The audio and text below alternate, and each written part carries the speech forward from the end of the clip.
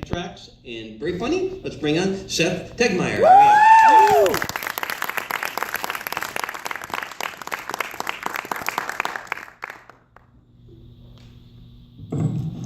Hey, thanks guys for coming out tonight. I'd like to welcome you to my grandma's living room. Although someone stole her Davenport. It's probably in Scott's parents' basement. So yes, my name is Seth, and that is short for Seth. It's not Sethifer or anything like some people have told me. And the name Seth is actually a biblical name, and it means substitute or replacement. Or at least that's what my brothers Cain and Abel have told me. And I recently celebrated the 10th anniversary of my 21st birthday. I figured that's a good place to end, so I'm here tonight to officially announce my retirement from birthdays. It's just a Hallmark holiday anyway. I'm married. Sorry, ladies. And guys. And back in February 29th, my wife and I celebrated our 2nd anniversary. Although it really feels like we've been married for 8. Come on, guys, it's a leap day joke. Come on, I only get to tell it once every 4 years. And as you see me up here tonight, you see my beard, you're probably thinking I must be some kind of, I don't know, outdoorsman or a lumberjack or Paul Bunyan's long-lost second cousin twice removed. I'm actually the exact opposite. I am an avid indoorsman. I've traded my ice shack for a man cave and my fishing pole for a remote control. Or beer, really anything with liquor in it. And I gotta be politically correct here for a second. I don't have a man cave. It's actually a gender-neutral cave. So anybody's welcome into my cave, so come on over whenever you want. I do enjoy some outdoor activities. I do like to go golfing. I only like to golf up in Canada, though, because they got a really good conversion rate. You know, like a par 3 is a par 6, a par 4 is a par 7. I got a 7 handicap up at Emerald Greens in Thunder Bay. I need 2 more for foursome next weekend, so if anybody's interested, come talk to me later. Work for a living. I have a stereotypical blue-collar job. I drive a van. Big white van with lots of rust and no windows. Perhaps you've seen me in your neighborhood association email about the creepy guy in the van taking pictures down by the park. I'm automatically a suspect in every child abduction in the Twin Cities metro area. You don't really have to worry about me, though. I'm just a drug dealer. I mean, I actually deliver drugs to hospitals and pharmacies, so I guess you could say I do have drugs in the back of my van. It's a pretty easy gig, though. All you gotta do is just pass a drug test every once in a while. Which reminds me, I had to pee in a cup the other day. I really had to go to the bathroom and I was not gonna make it to my next stop, and all I had was a plastic cup.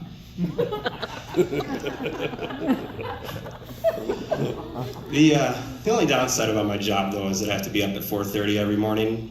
I'm up so early that I'm up before the birds. I actually wake the birds up. Which is probably why I have to wash my van every other day. You know, as a delivery driver, or a pharmaceutical transport technician, as I like to call myself, been really trying to stay in touch with this year's presidential race. You know, whoever wins between Hillary or Trump, it's really going to have a big impact on myself, and really all of you here. You know, a lot of people are saying they're going to leave the country if either of them win. Well, if all those people actually do leave the country, it's really going to ease up our morning rush hour commute. And probably free up some parking spaces downtown too, right? So my wife and I, we became homeowners about 1.5 years ago. And I've realized, well, actually, before we were really welcomed into the neighborhood, I explained to everybody what the white van was for. Suckers. And owning a house, it means being responsible, being an adult, and there's things you have to do. You know, mow the lawn, shovel the driveway, unclog your toilet at 2 o'clock in the morning because you ate too many cheesy gordita crunches from Taco Bell. Of course, I realized in this last 1.5 years that being an adult just kind of sucks. I want to go back to college again.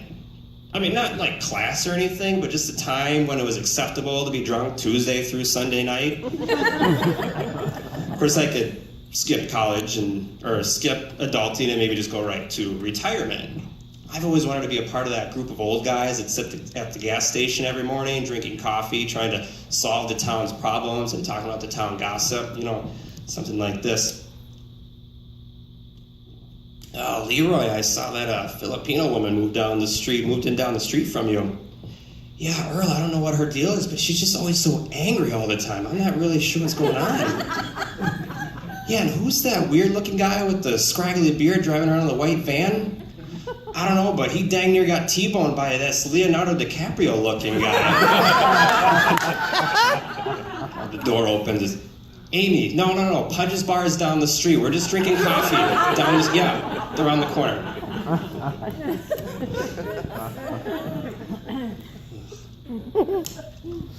Where was I going with this?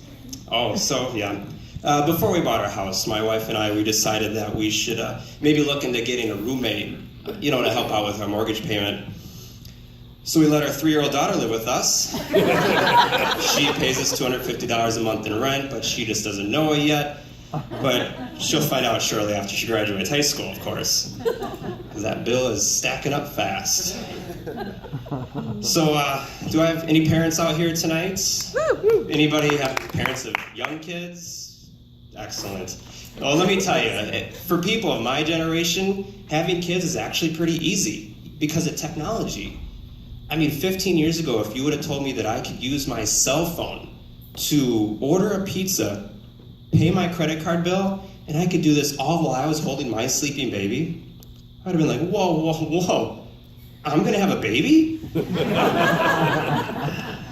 So raising a kid's really, it comes and goes, sometimes it's easy, sometimes it's hard, but, I remember growing up and I'd see my dad, and he was getting ready to go somewhere, putting on his coat and his shoes, and I'd look at him and I'd say, where are you going, Dad? And he'd look at me and he'd go, crazy. I never understood what he meant by that until I had my own kid. You have to be crazy to have kids, okay? And let me tell you why. That first kid comes along and it is sleepless night after sleepless night. It is a constant rotation. Feed the baby, change the diaper, and this goes on for a good year and a half, and then things slow down just a little bit, and they eat a little bit better, they figure out they can sleep for more than 3 hours at a time, and then potty training. That's a hellish nightmare that goes on for another 6 to 12 months, and then things get a little bit better after that, and you get just enough time that you can sit down for 15 seconds and look at your spouse and say, honey, what the Fuddruckers were we thinking? Let's have another kid.